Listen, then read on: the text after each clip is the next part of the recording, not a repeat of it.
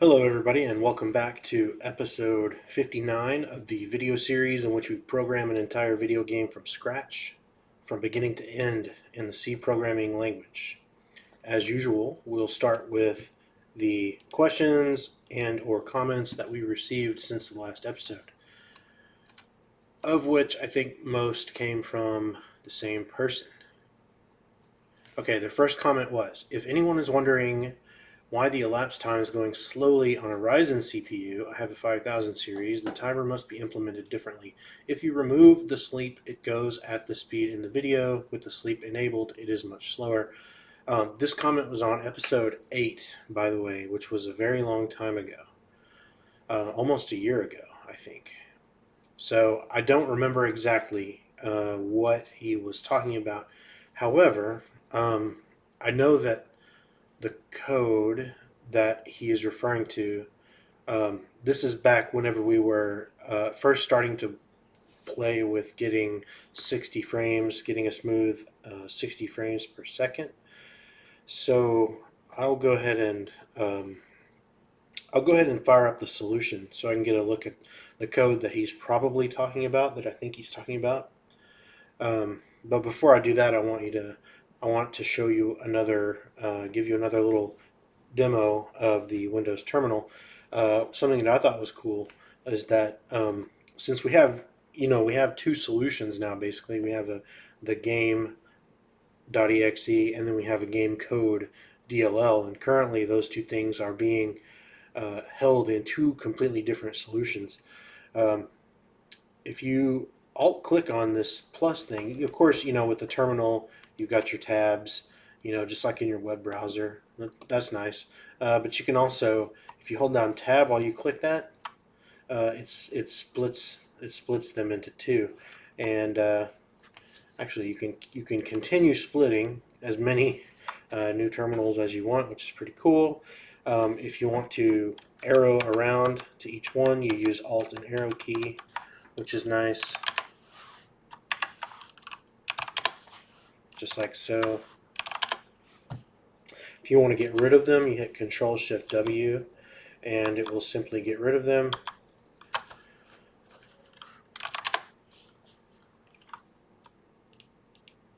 Yeah.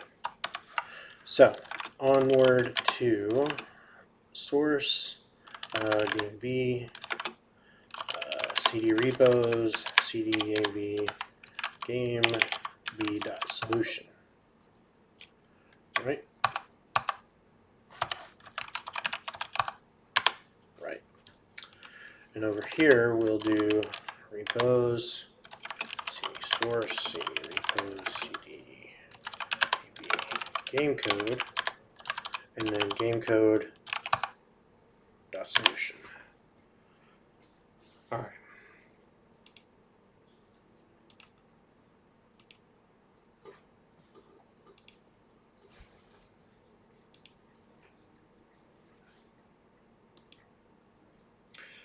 I think I already had it open, so let me close that. Yeah, I already had Game B open. Anyway, so back to the code. He's talking about our main game loop, which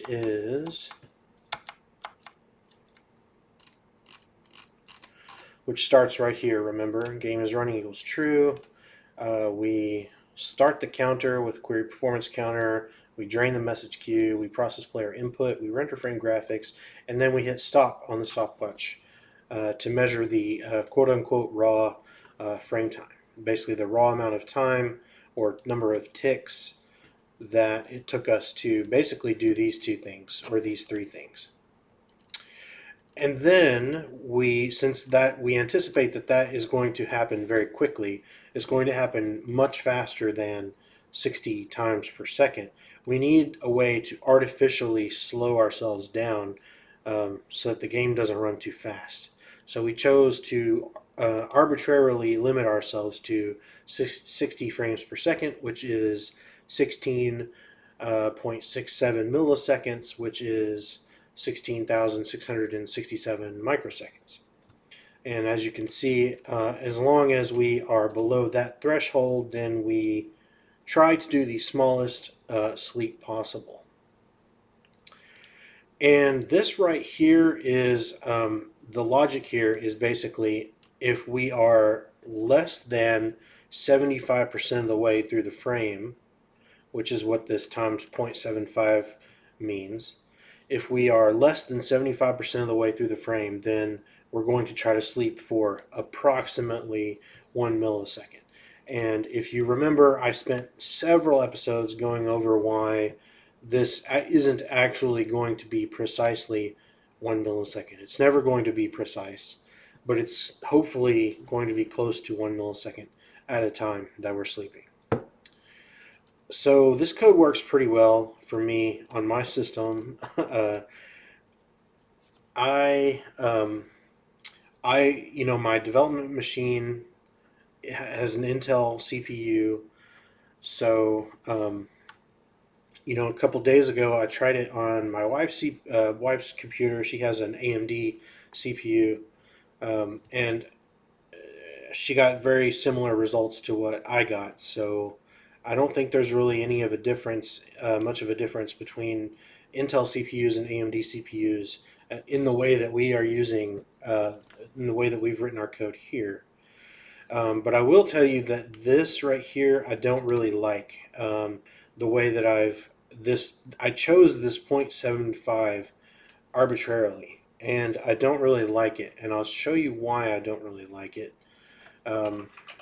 If I fire up the game,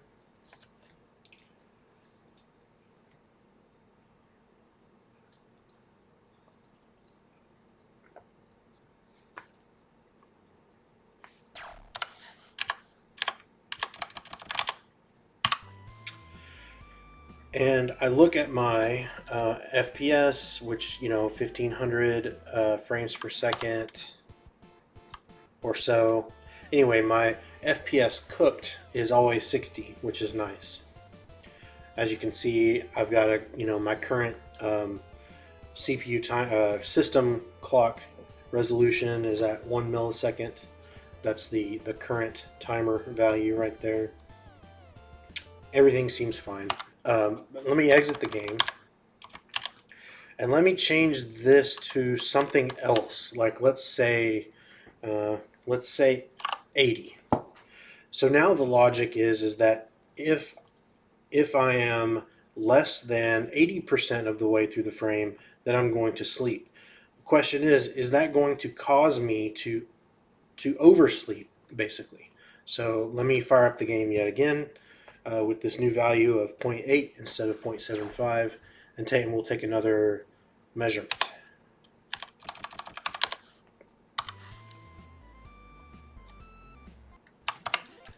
And disregard those black boxes. Recall those are just our random monster encounters. Anyway, so now the point, back to the point, if you look to the FPS cooked value, we've gone from having a smooth 60 FPS to now we're getting 59.8 FPS, 59.6 to 59.8 FPS, and everywhere in between.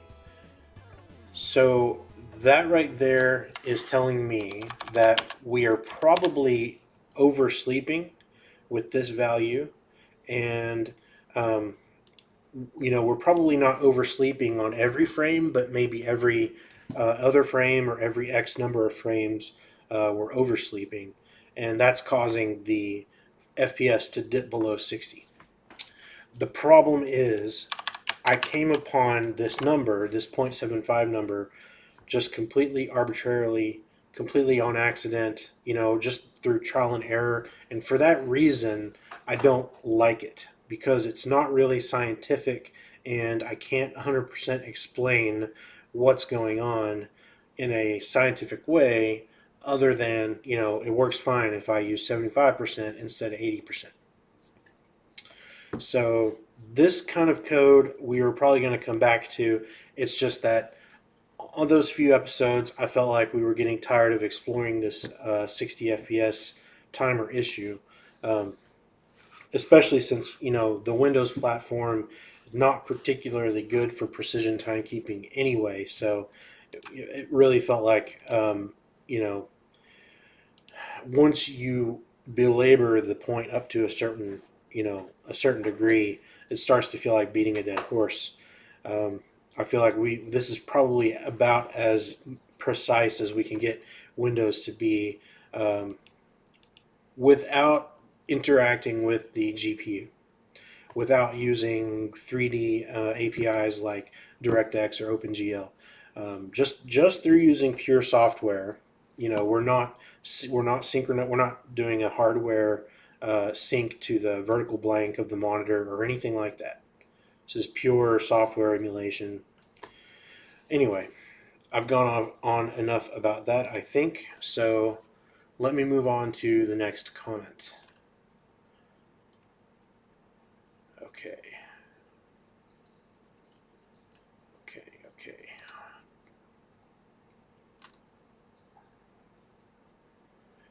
Okay, same commenter, next comment, and this is on episode 16. So, again, I definitely encourage people to, start at the beginning. Even though I'm on episode 59, I realize that a lot of people are going to be still watching the older episodes, and that's perfectly fine. I'm going to reply to this commenter to let him know where on what episode he can find the reply to his comment. He says, I know it has to be something small I am missing, but I've been trying to figure out why my memcopy S calls have been failing. As far as I can tell, I have everything written exactly the way you do. If I remove the bullet and put back the lines to make a white square, it works up to this point. For some reason, I keep getting an access violation error of a bunch of Fs, 0xFFFFFF. I have no idea what is making it try and read this value. When I step through with debug points, all of my values even match yours exactly, since I also use a 1440p monitor. It's all good right up to that first memcopy S, and I'm stuck. I know without code it's probably hard to figure out, but would you have any possible ideas? Okay, so this is episode 16. Again, I don't really remember what I was doing in episode 16 without going back and watching, but I will show you something that I think would help. If your phrase that really keyed that I was keying off of was without code, it's probably hard to figure it out, and you're exactly right. So let's go to the GitHub repository and take a look. So I would say, if you want to show me some code, then all you have to do is go to this repository and go to the file in which you find the code, and then you need to search for the commit history, go back to the episode that you are concerned about. So he's like, this is episode 16, so I click on episode 16, and now we get to see main.c, the main.c file, as it was way back in history, back in episode 16. And at that point, you find whichever code you're having problem with. What line in the source code are you crashing? Maybe it's this one right here, line 751. You click that, and is there a, let's see. I thought there would be a button to copy. View file. This is it. Yeah, episode 16. Okay, so I had to click view file first. And let me go to line 751, I think it was. 751. That's a memcopy S. Okay, click that. Click this little ellipsis. And click copy permalink.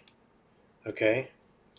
And now, what you can do is you have the link to go directly to that commit of episode 16, that file with that line number, and tell me, hey, look, this is the exact spot where I crashed. That would help a lot. So that, oh wait, let me continue with this guy's comment. He says, edit. With some tinkering, I got it down to the first memcopy S line having an issue. Interestingly enough, I can put it in just a raw pixel, set a pointer to it, copy that, and it works correctly. It just does not like the BMPX file for some reason specifically. Edit 2. Turns out, in the function that loads the bitmap, I accidentally placed an ampersand on a game bitmap memory pointer where there should not have been one. I'm guessing since the function expected a pointer and memory is already one, putting the ampersand must have messed it up somehow. So it sounds like he fixed his own issues, which is good news. Okay, that does it for the comments. Oh, wait. We are not done with the comments yet. Hold on. Okay, so I'm looking up, this is an excerpt from Windows Internals 6th edition part 1, which if you are not familiar, if you have never read these books, here's the cover. This is a Microsoft Press type of book. It was written by Mark Rusinovich, David Solomon, Alex Ionescu. All of those guys are really smart, and if you have any interest in programming on Windows at all, or even if you're just an administrator and just need to know how Windows works on a more technical level, you really have to read these books. So there are multiple editions. The 6th edition is current up to around like the 2008 R2, Windows 7, maybe Windows 8 time frame. There's a 7th edition. I said 6th edition, right? This one we're looking at. There's a newer edition, 7th edition that came out that is more current up to Windows 10. The first volume is out. We're still waiting for the second volume. But anyway, very good books. Let's go back to page 112, which is, I can do this, I think. Close. 94, 98.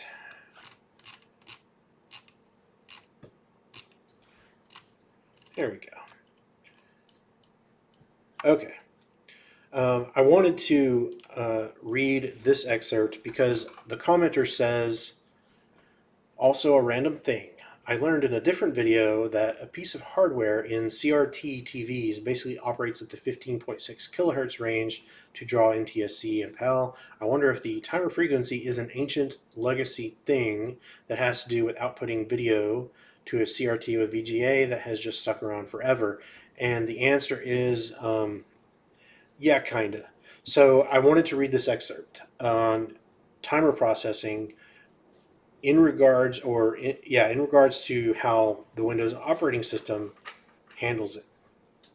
The system's clock interval timer is probably the most important device on a Windows machine, as evidenced by its high IRQL value, that's interrupt request level, clock level, and due to the critical nature of the work it is responsible for. Without this interrupt, Windows would lose track of time, causing erroneous results, etc., etc. Okay.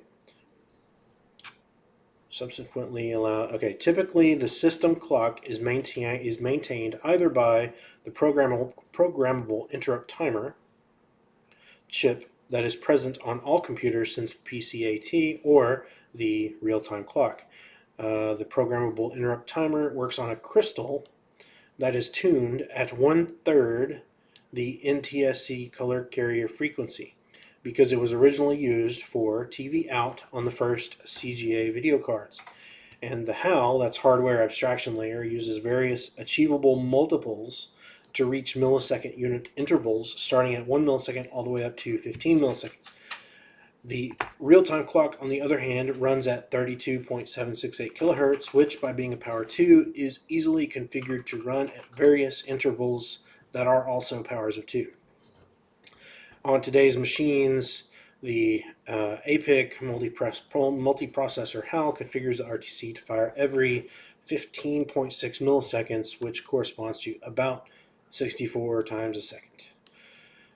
So he's actually correct in that the exact value it is sort of a legacy thing that has its roots all the way back in like old televisions, analog TVs.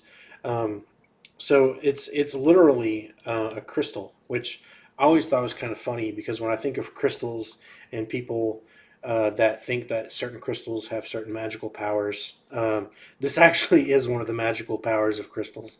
I know it's not really magical, but they resonate at a very, very reliable and uh, very reliable and stable and predictable frequency. And the most common type of crystal in use in electronics is the tuning fork, the so-called tuning fork frequency crystal, which is 32.768 kilohertz. And that just so happens to be conveniently a power of 2, which makes it great for computers, because you know computers love powers of 2. Now I think that does it for all the comments. I'm going to close that, close that, close that. There's one last thing I wanted to show you, which you're looking at right now. It's a blog post. It's dated today, March 9th, 2021, and that is the Microsoft Visual Studio team has completed work on a new feature that they call the Address Sanitizer. And we're going to use it today. So the cool thing is this Address Sanitizer basically allows Visual Studio to report warnings and compile time errors for, I guess, memory address errors that basically it should have been able to report years ago, and every other compiler in the world has been able to report on, except for Visual Studio. So I feel like this is a very momentous occasion in Visual Studio catching up to what everyone else was already able to do.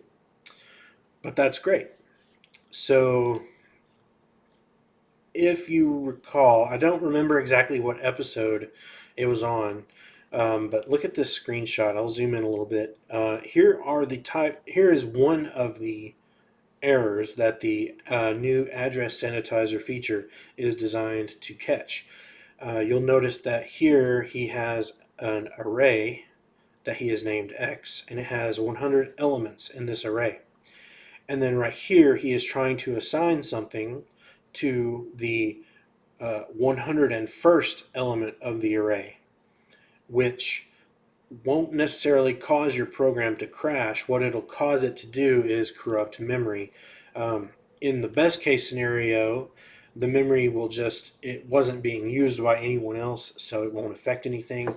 But usually what will happen is you'll corrupt some other stack variable, whatever stack variable was, or local variable that was adjacent to yours in memory. His array is not local, it's global, so it might be a little bit different. But if this array had been a local variable, there would probably be another variable right next to it, and then the program wouldn't crash. It would just overwrite whatever value was next in memory that belonged to a completely different variable.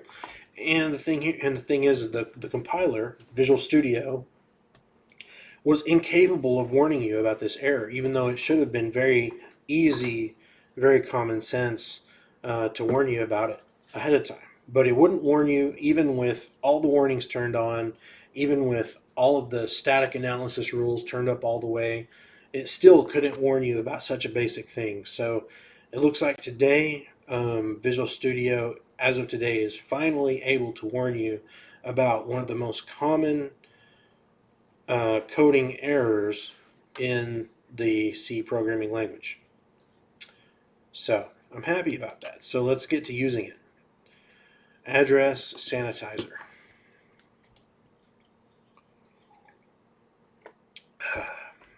Getting tired of talking already. Alright, so I've opened my solution here, and I'm guessing it's going to be in here somewhere. So I right click and go to properties. I'm looking at my Game B properties, And looky here, enable address sanitizer. So what you have to do is you have to install the new update. I did update Visual Studio today. It was like 16.9, I think. You have to update Visual Studio, and then you should have this new option, enable address sanitizer. So we're going to turn it on. We're going to turn it on for all configurations, all platforms. Hit OK. Now let's see, rebuild. Okay, error. Enable address sanitizer is incompatible with option edit and continue debug information. So the good news is that I think edit and continue debug information. Like I want to generate debug information, because without debug information I wouldn't be able to debug this program, right? But I think specifically edit and continue debug information is the kind of debug information where you can stop the program's execution at any point, make changes to the source code, and then resume the program from that point, and it will continue running using whatever edits you made to the source code. The good news is that I don't think that ever works, so I don't really mind turning that off. So let me go and, I think it's just another broken feature. Either that, or maybe I set my expectations too high. I don't know. But it never really works for me. So I'm going to try to turn that off somewhere. I just have to find it. Maybe it's in code generation. No? Let's see. Debug information format. Let's go to Debug X64. There we go. There it is. Program database for edit and continue. Let's try program database instead of program database for edit and continue. Okay. Debug 64, yes. Let's try building that. Okay, again, incompatible with incremental linking. Incompatible with incremental linking. So let's go see if we can turn that off. Enables incremental linking. And you know what? I'm going to go ahead and be honest and say I don't know 100% what that is. So I'm going to look it up. Incremental linking.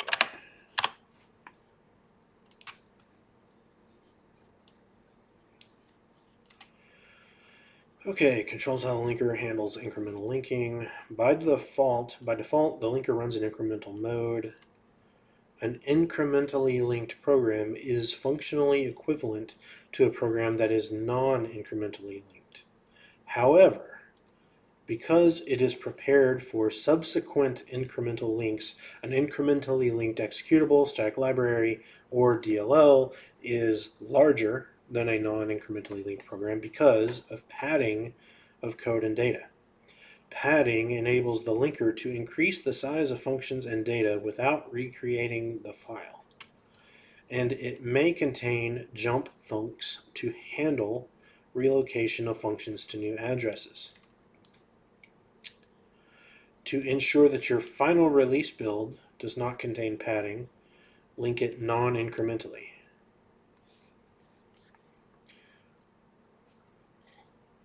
Most programs can be linked incrementally. However, some changes are too great and some options are incompatible with incremental linking.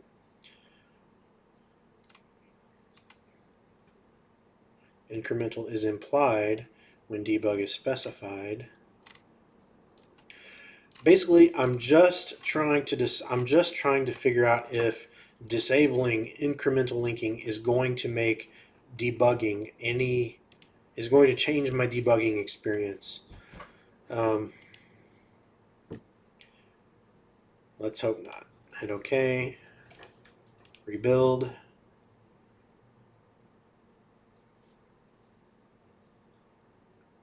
Okay, it built, and the compiler gave us tons of issues.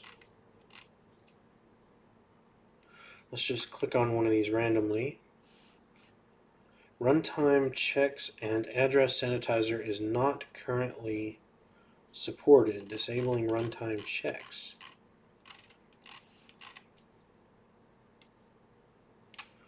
Okay, what does that mean? Runtime checks and address sanitizer. I don't know what that means.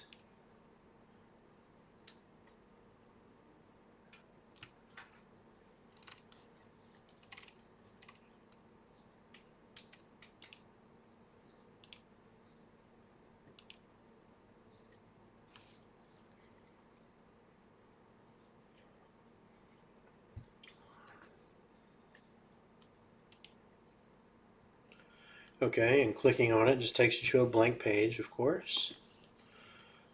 So there's no explanation as to what that means.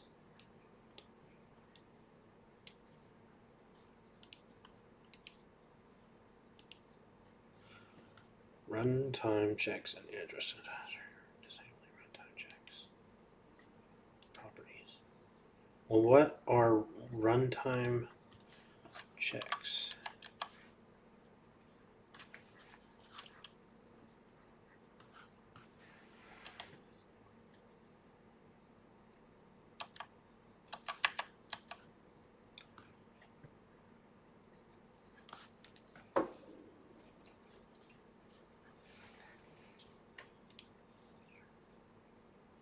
SDL checks.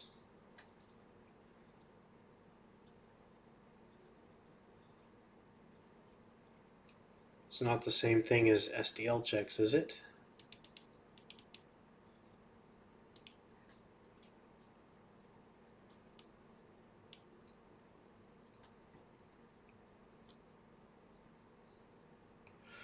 Nope, it's not SDL checks.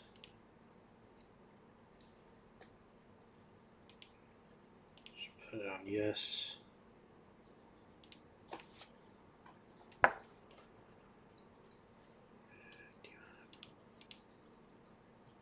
Multiprocessor compilation, why not? Optimization, preprocessor,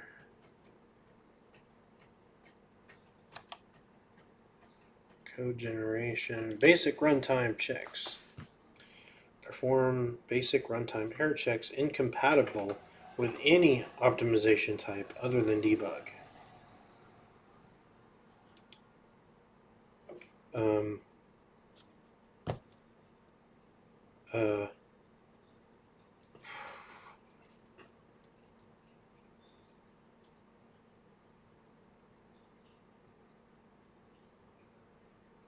RTCS, RTCU, RTC1.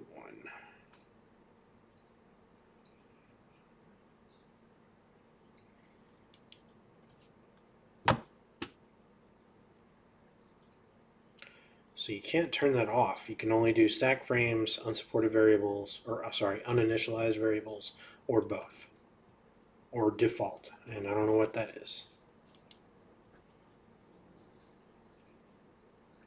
Security checks, nothing.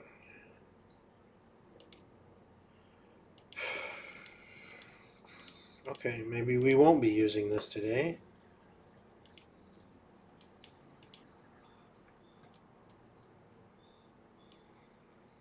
So basically our issue is we don't know what that means. The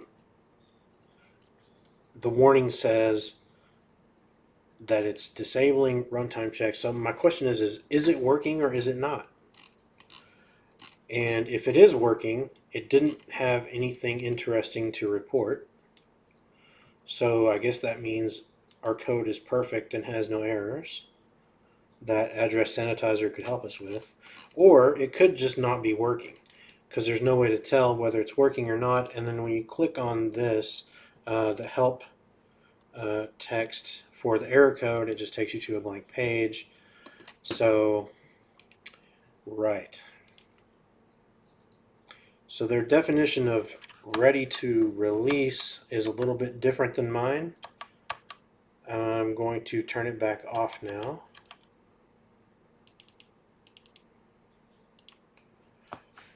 Right. And I guess I'll leave program database like it is. Oh yeah, we changed incremental linkage too, didn't we? Okay. So while I was editing this video, I actually did notice that the address sanitizer feature did in fact generate some new warnings in my code.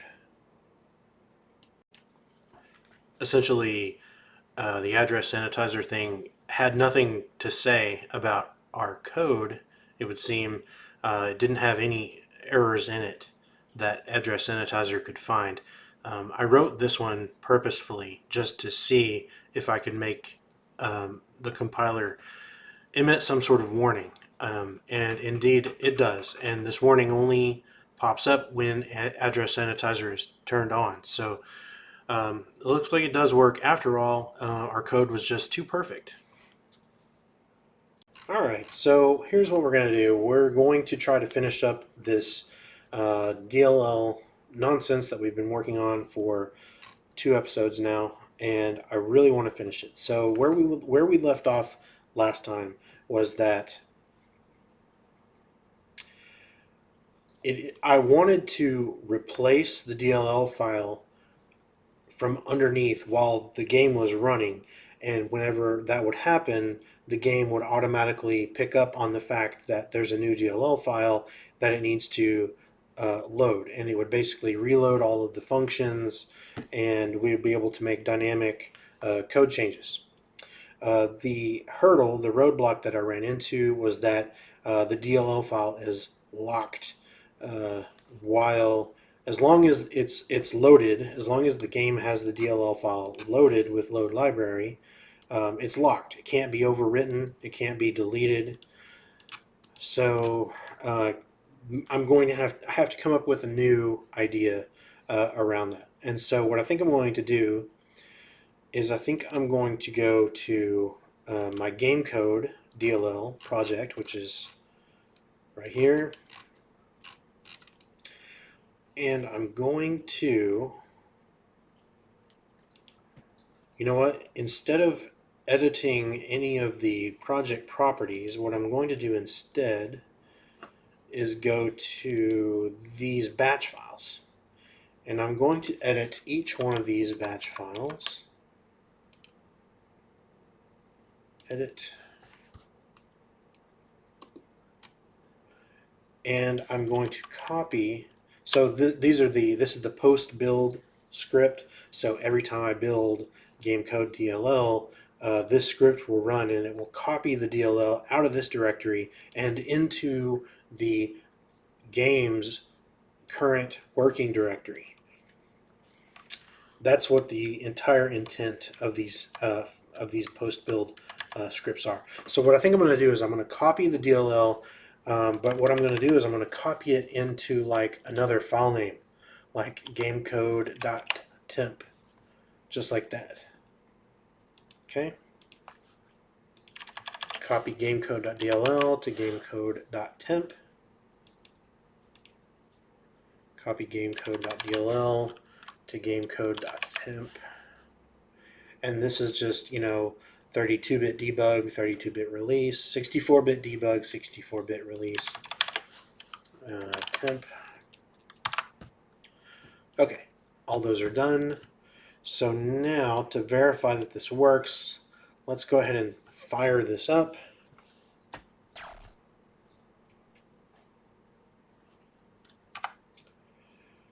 And go over to, see if we can build this, rebuild.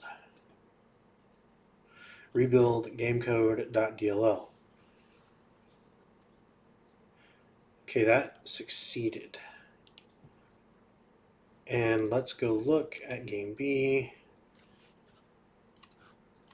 See if we have our file. I think it copied it into this directory, x64 debug. There it is, Gamecode.temp. Okay.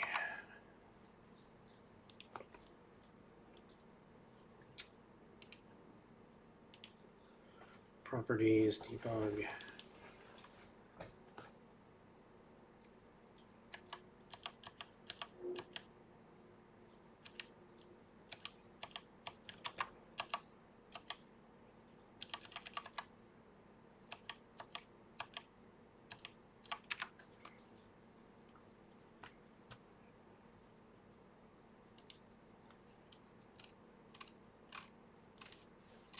So I was looking at that just to make sure that I was generating debug info, because I actually was not expecting that build to work. I'm surprised that it did. And the reason why I was expecting that build not to work is because I was betting on Gamecode.exe having a handle open to this PDB file right here. And then I was going to explain why Gamecode.exe would have a handle open to this PDB file. But apparently it doesn't, because I'm able to rebuild it. And let me double check and see. 39530. Yeah, so it did rebuild it. Okay, cool. Moving on then. So now I'm going to go back to game B, which is running. Let's go ahead and stop it. Go back to main.c, and I think actually main.h. Let me do this.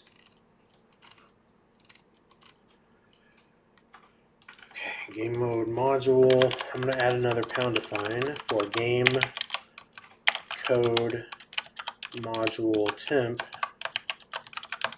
gamecode.tmp. Okay.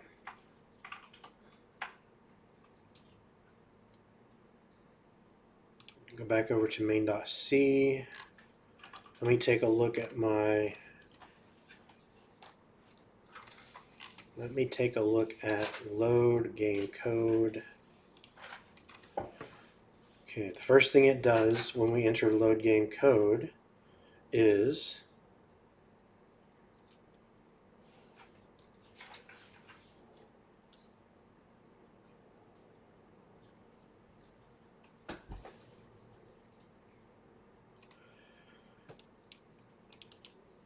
if the game code module global variable has already been assigned to, then we know that we should free the library, null out the variable, and then start again.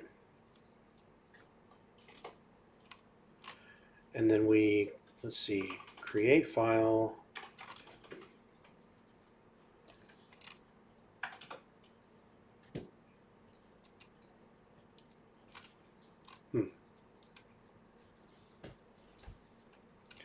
So I think basically we need to eliminate all of this stuff.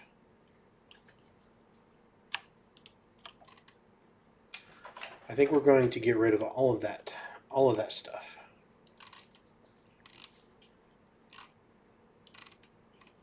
We're no longer, see, last time I was going to do all of this stuff where I would like calculate the last write time of the DLL file, and if it was newer than the current one, then I would try to unload it and reload the DLL and all that stuff. And no, I'm not going to do that anymore.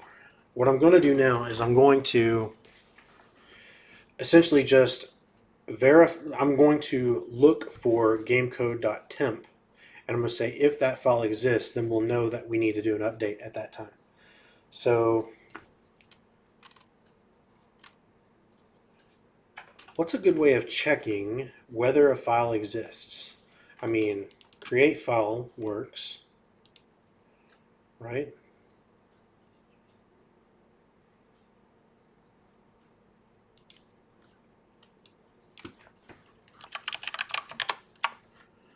Win32 file exists. Path file exists. I don't want to use that because I don't want to rope in this whole shell API stuff. Yeah, find data.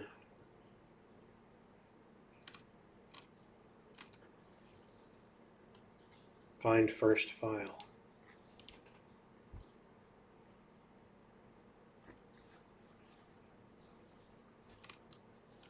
Okay. There we go. See, now this is actually what I was looking for, was a solution that used get file attributes. Because I feel like that's probably cleanest.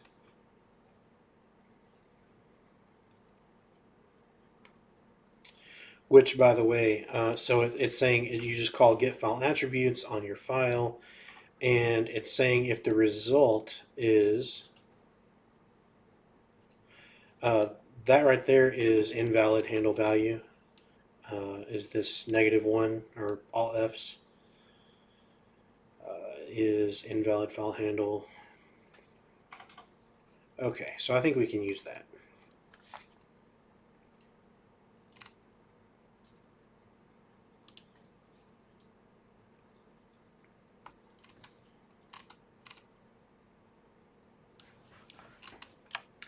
Go ahead and remove all this stuff.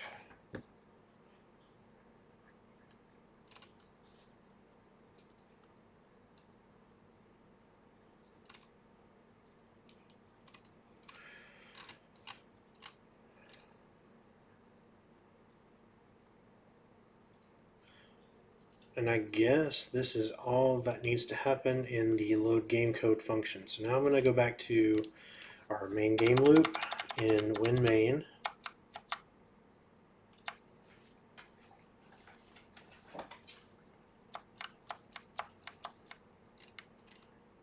And I'm going to go down to here where everything in this inside of this if block happens. This only happens every 2 seconds, right? It only happens once every 120 frames.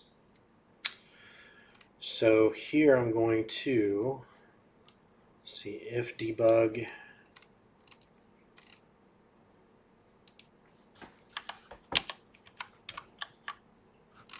and you know what, I just can't decide if I like my if defs indented with the rest of the code or not.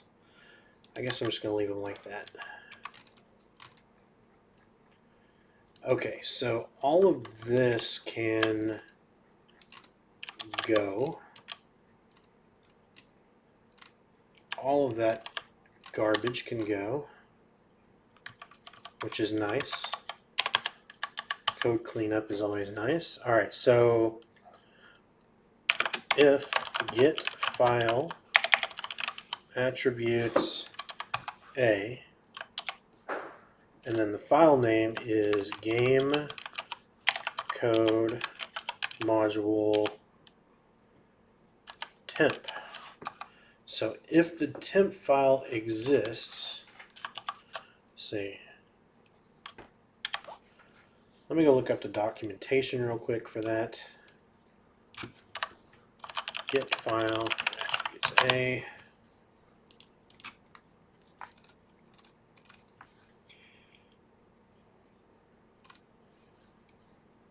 Oh, invalid file attributes.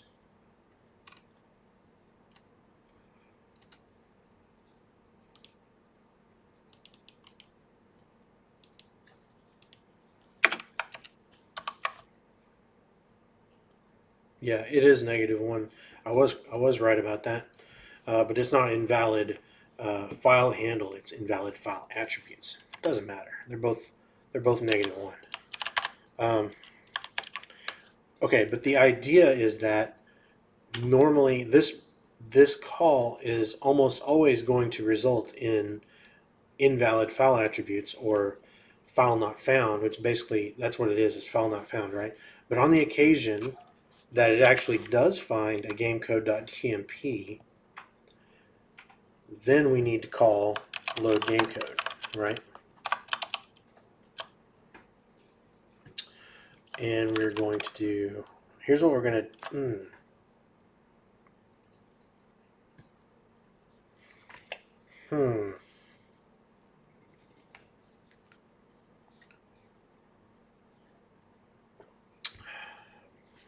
I don't know about this. Let me go back up and see how we did it earlier. There we go.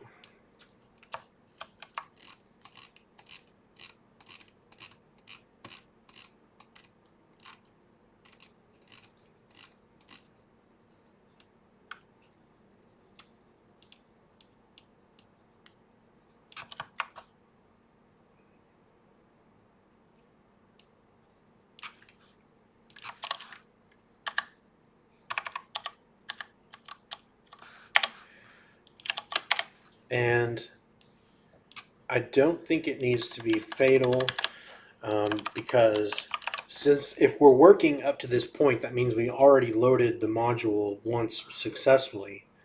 So if we fail here, it doesn't mean necessarily that the game needs to completely stop running. It just means that our ability to dynamically load new code isn't going to work. So let's just log this as a warning and not a fatal error. Okay, but now this needs to change. Let's go back to load game code. What we need to do first is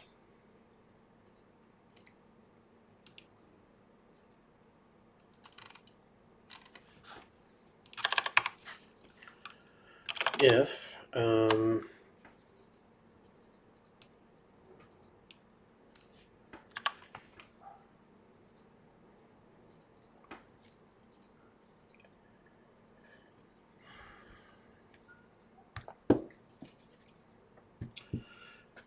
still thinking about what we should do.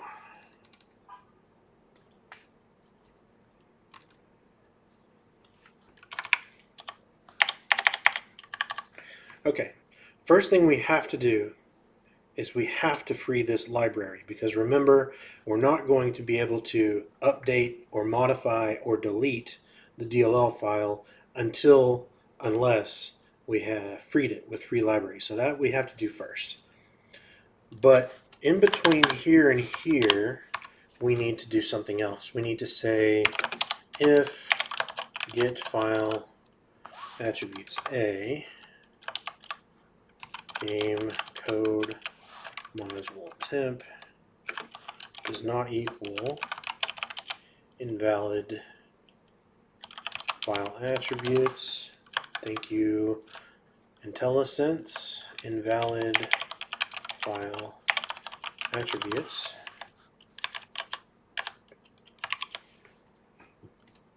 Okay.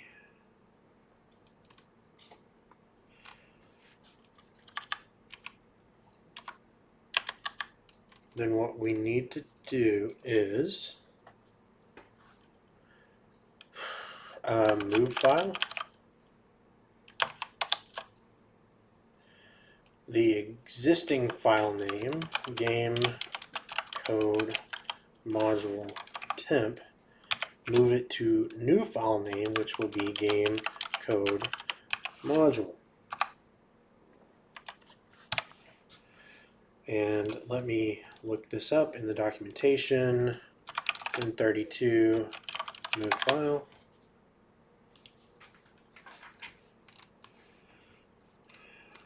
Okay. The new name must not already exist. Okay, so that's going to be an issue.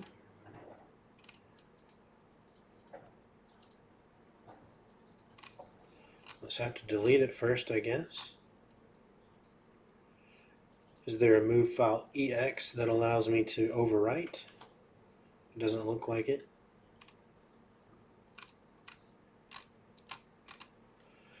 Okay. Win32 delete file. Okay, let's just delete file.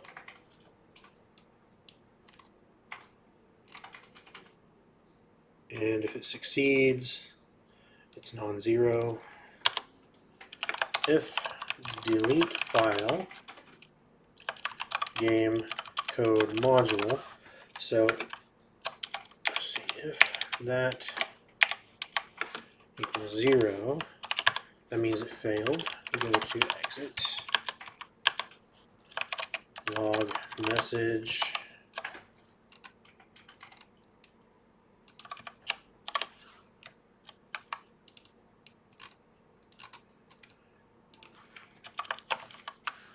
we'll just say LL warning, failed to delete file %s, which is Gamecode module. Alright, perfect. Next, if move file A equals 0, which has the same return value, right? Yep, if it returns 0, okay. Oh yeah, I should put this error 0x %08lx. Get last error.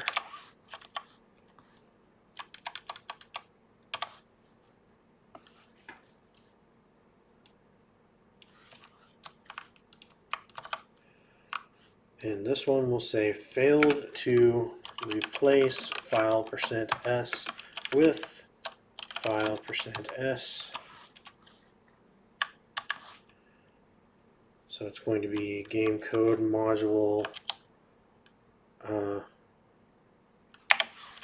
with Gamecode module temp. Okay. And then finally, once we've done that delete and replace, we can call load library again, reload our function. We should be good to go. I think that's it. I think that works. So let's run it and see what happens.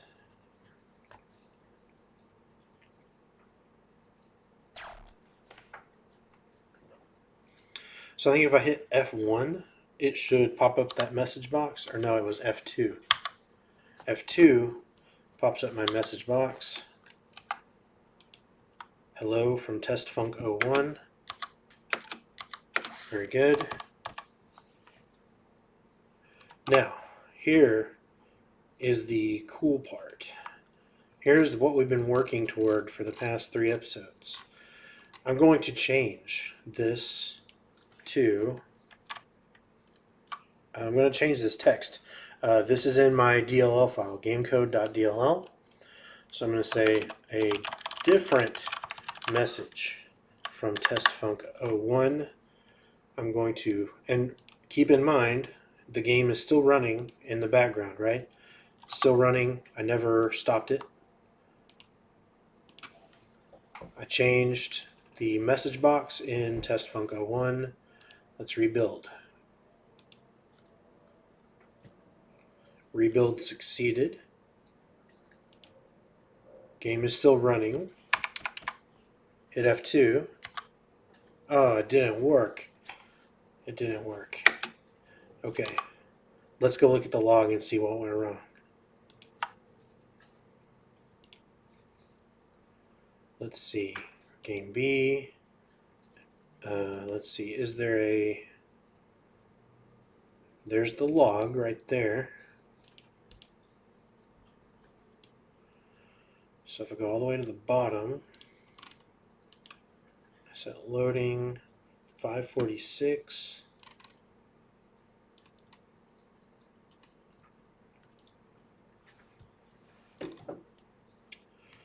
It doesn't appear. See, load game code. There's no load. Okay, so the load game code function was never called. Why was it never called? There's my... I know why. It's because when I'm running the game under the debugger, under the Visual Studio debugger, the current working directory is different So this right here, this was not the current working directory of Game B at that time. When I launched Game B executable underneath the Visual Studio debugger, the working directory is actually here. Is actually right here where the solution is and where all the C files are. So what actually needs to happen, oh that's cute, 0 kilobytes. So what actually needs to happen is that needs to go away. And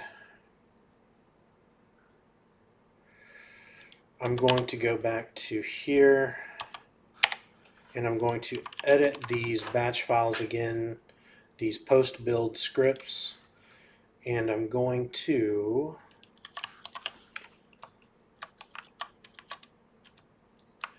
make them all contain 2 copy statements where essentially I'm going to create, every time I build Gamecode.dll, I'm going to have it place a copy of itself in both directories, basically. So whichever profile I happen to be building for is whichever temp file you're going to get in the directory. So save,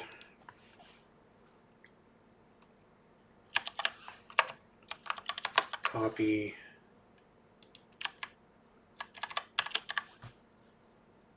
save,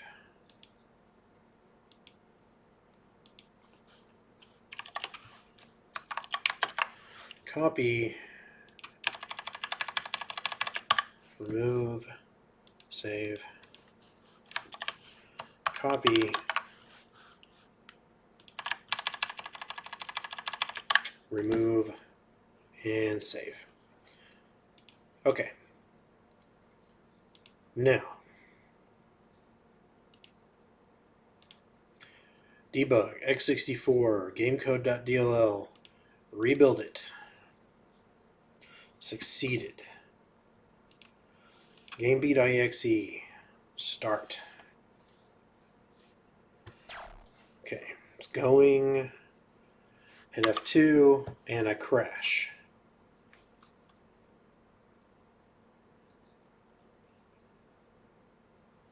TestFunc01 was never loaded.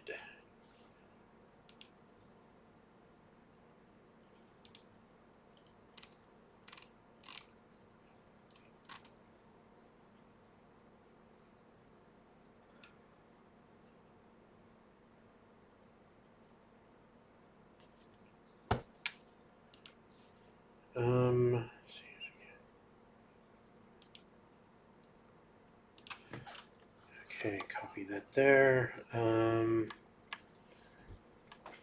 That should be DLL instead of .temp.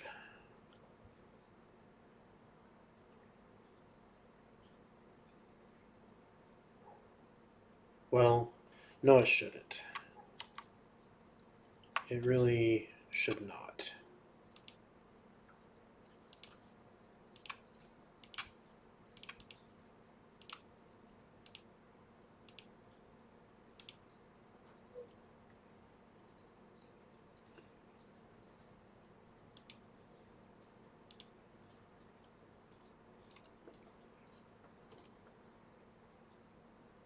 Check the log again, just to make sure that this actually worked. No.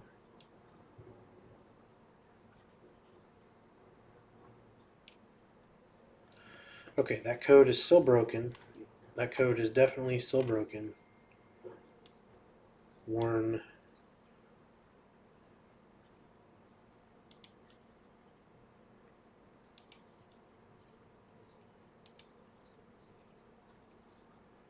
Main.c.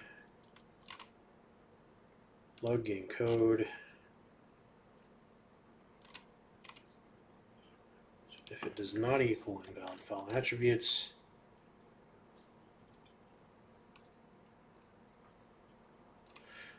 oh, we probably shouldn't go to exit here, should we?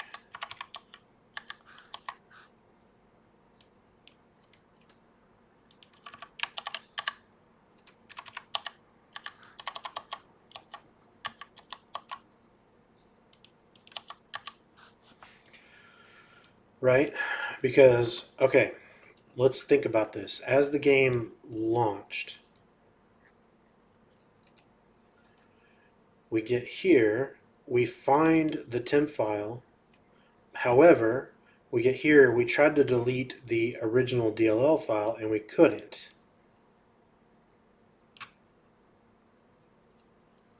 And then we went to exit, so we skipped the load library part, which would explain, the inevitable crash of the game. So let's try rebuilding that one more time. Yeah, I do want to stop.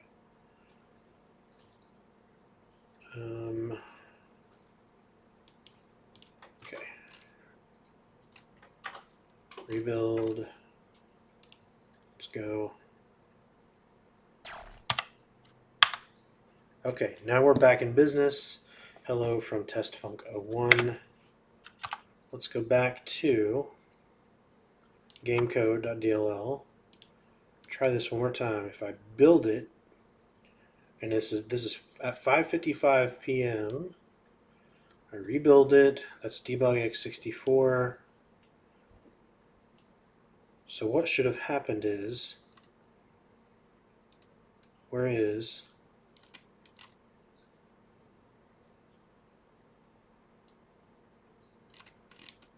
Gamecode.dll at 5:55 p.m.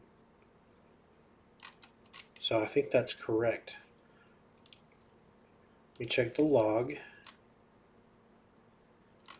Let me check the log. And in fact, I should probably check the log with this, get content gameb.log, is it?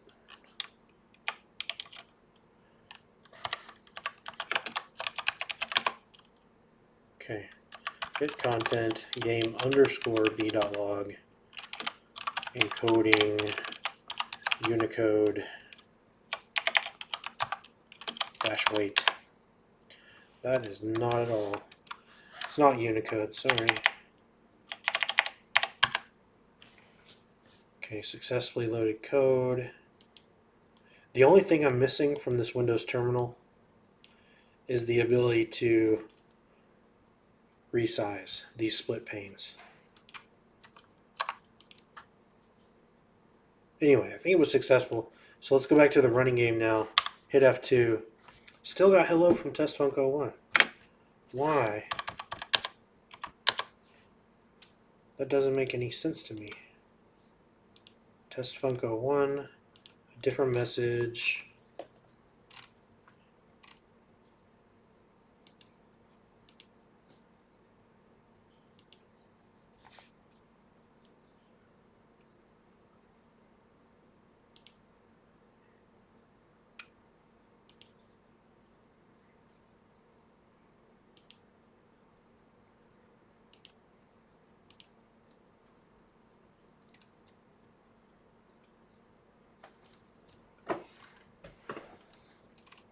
Okay, I freed it.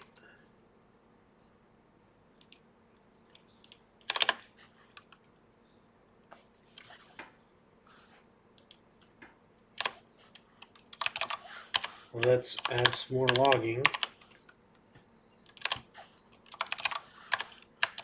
Just to make sure that we are succeeding.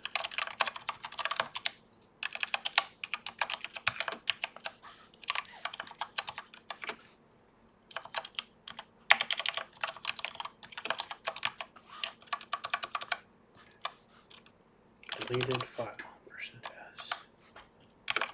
Gamecode module.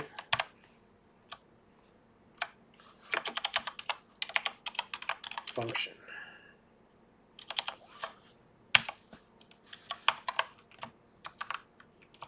Else. Okay. Renamed file %s to %s, which is renaming temp file to DLL file, Gamecode module temp. Okay, perfect.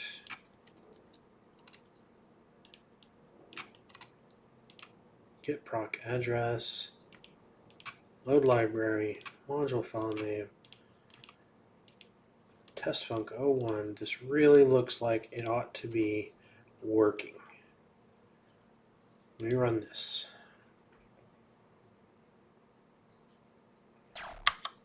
Hello from testfunc01.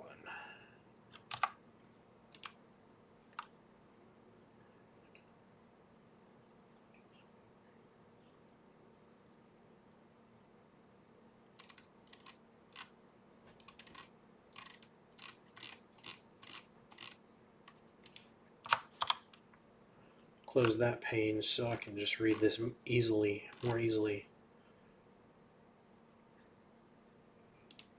Okay, game code.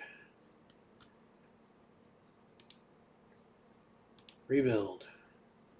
Success. And it picked up on that. Deleted file DLL. Renamed file temp to DLL. Successfully loaded code from module DLL.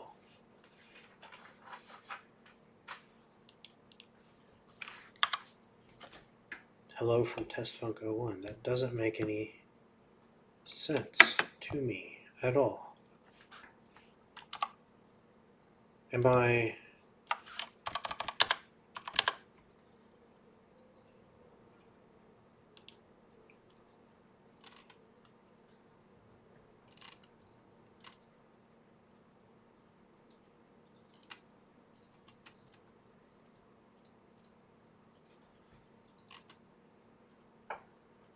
What am I doing wrong here?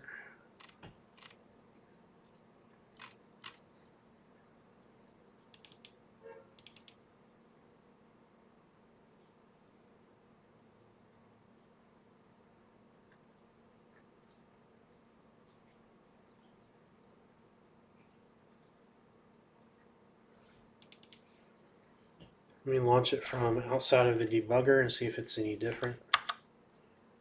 Okay, a different message from testfunc01. So I think it is working. It's just somewhere I'm copying something to the wrong directory. I still don't have my build script set up correctly or something. Let's just try this one more time. Let's see. We'll change the message to yet another message from testfunc01. X64 debug. Okay, we're going to build, rebuild, success. We'll go here, hit F2.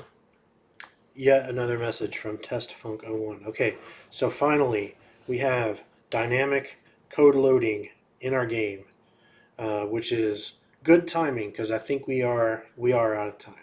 So I'm glad we finally got that working. What that means is next time we can actually start putting code that matters in our Gamecode Dll. And I think the first candidate, the first code that will show us real results and will show us the potential of this dynamic code loading system that we've been trying to achieve would be like either the draw text or draw window functions. I would like the ability to just like change the color of those things dynamically. For example, like say, I want like the color of the text and the color of the window border and things like this to turn red when you are below 50% health or below 25% health or 20% health or something like that. And being able to see those color changes take effect in a quote-unquote dynamic way without having to ever stop the game, I think would be really cool to see. So that is why you should tune in next time. So that's all I have for today.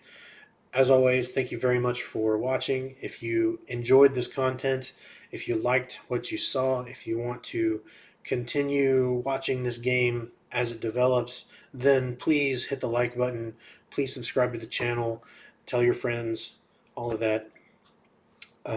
Secondly, if you have any questions or comments, please don't hesitate to leave those questions or comments in the comment section, And you can comment on any video episode, as I did earlier in this episode. I don't mind going back in history and talking about an older episode. Um, just ask whatever's on your mind. Lastly, please don't forget that we have a GitHub repository, companion GitHub repo, so that you can follow along at home.